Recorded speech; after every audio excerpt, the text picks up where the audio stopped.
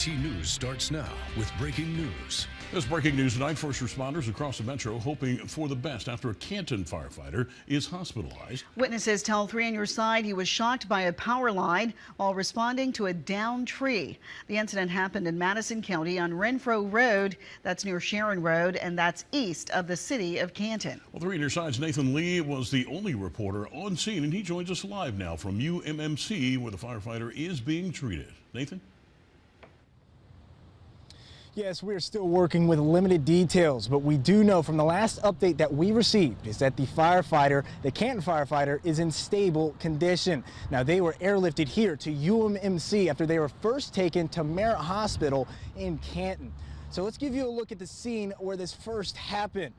We got new details from the homeowner where this took place who witnessed this situation. So this afternoon, a tree fell on a power line and truck in this homeowner's backyard. She then called authorities, which is when Entergy and firefighters showed up.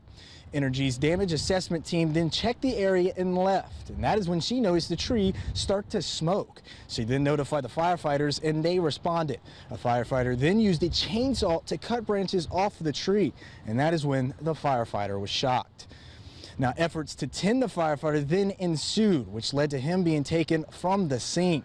This exclusive video shows you the firefighter being escorted to Merritt Hospital in Canton with a police convoy. Once they arrived, they then moved him to the helicopter where they took off to UMMC. He then arrived at the hospital a little before 7 this evening. And once again, our latest update said that he is in stable condition.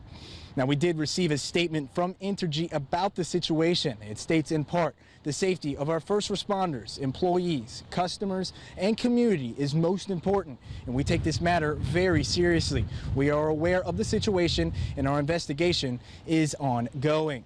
Now, this is a developing situation, so when we receive more information, we will be sure to update you on air and online.